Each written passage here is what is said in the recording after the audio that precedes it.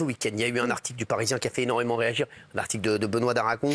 Je voulais revenir dessus puisque tout le monde attendait, voilà, tout le monde en a parlé en fait. Beaucoup de gens en ont parlé ce week-end. Alors il y a plus grave, hein, mais c'est vrai que tout est parti de cet article qui disait que TPMP déjà s'arrêterait le 20 décembre.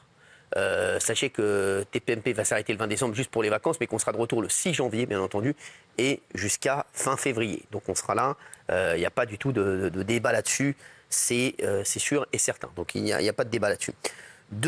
Cet article disait que j'étais en très mauvais termes avec le groupe Canal+.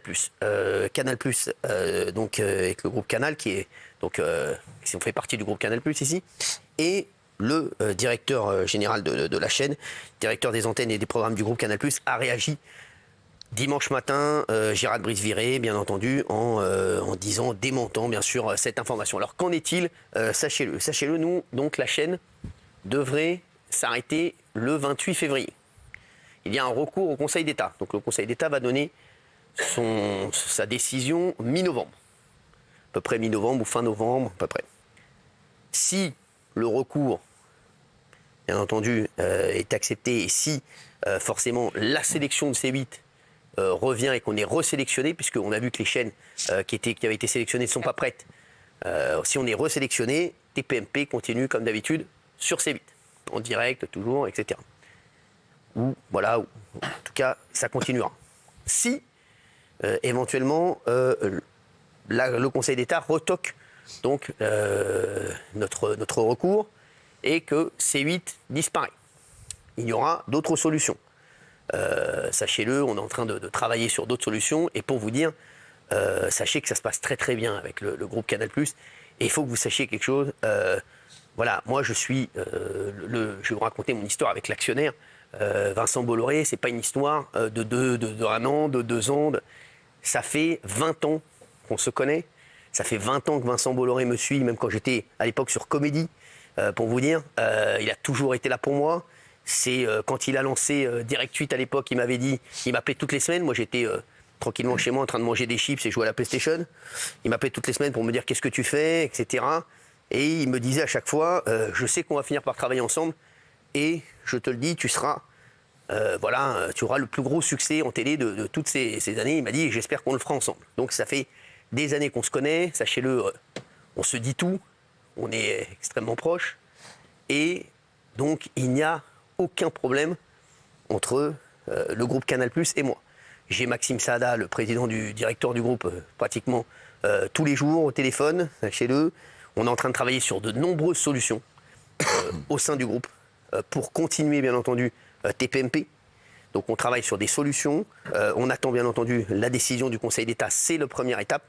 Mais voilà, d'autre part, on a dit également que j'avais vu Nicolas Taverneau, qui est un ami depuis des années et qui est pour moi un des plus grands, un des grands monsieur de la télévision.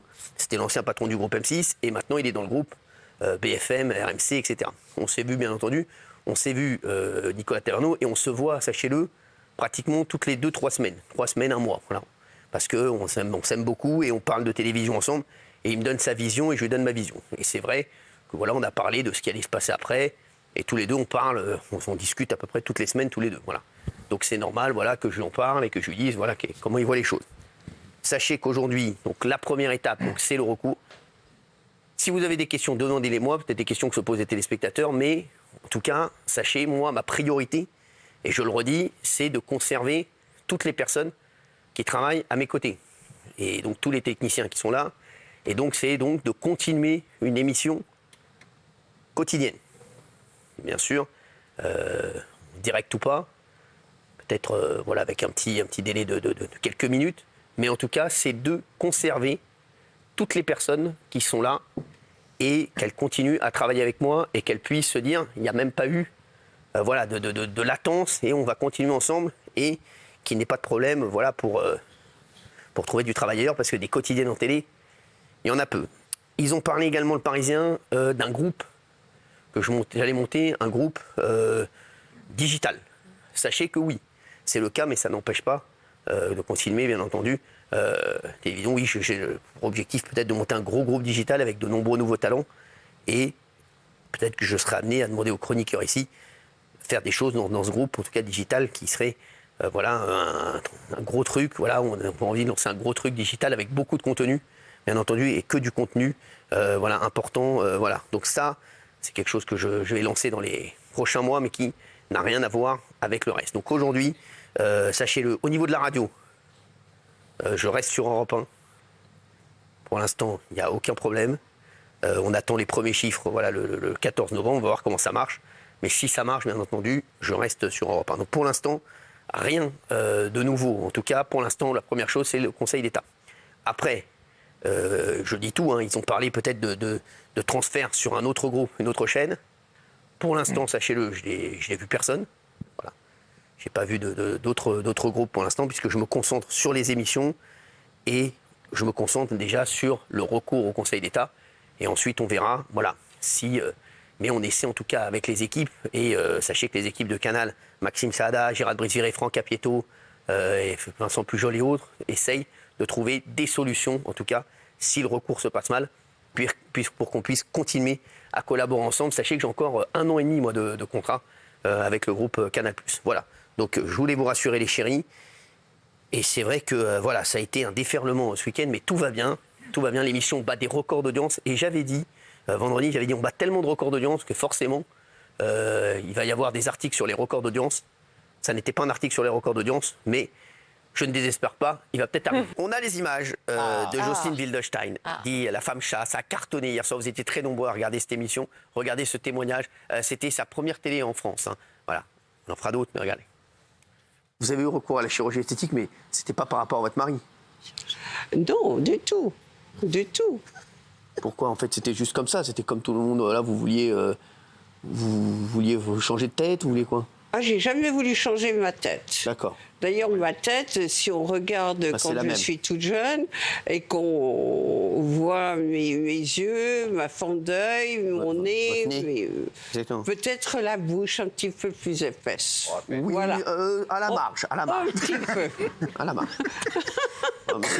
Mais sinon, le nez, c'est vrai que vous avez toujours eu ce petit nez. Ah, c'est le même. Non, c'est le même. C'est le même.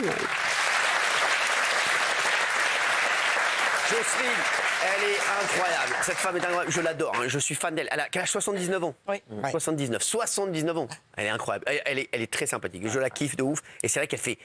Tout le monde parle d'elle. Hein. C'est la femme chat. Tout le monde appelle la femme chat. C'est incroyable. Et quelle vie, mais parce qu'il y avait une rumeur qui est fausse d'ailleurs, parce qu'elle m'a dit, c'était que son mari adorait les animaux et notamment les chats, et qu'elle se serait limite transformée en chat pour son mari, mais c'était une fausse rumeur. En fait, elle s'en foutait totalement de son mari. Enfin, voilà. Elle a 84 ans. 84 ans. Ah, la vieille, là. Ouais, elle a pris 5 ans.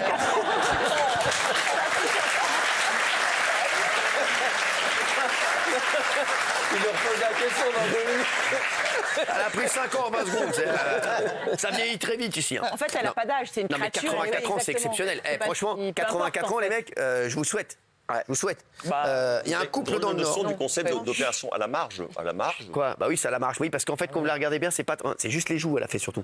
Mais la bouche n'a pas bougé, rien n'a bougé. Est-ce qu'elle est pareille en vrai qu'à la télé? Parce que non, rien à voir. Oui, bien sûr que oui, bien sûr, c'est la même. Parfois la télé, on grossit la télé. Non, elle est assez conforme, mais elle est plus belle en vrai. D'accord. Elle est plus belle en vrai, beaucoup plus belle. Allez.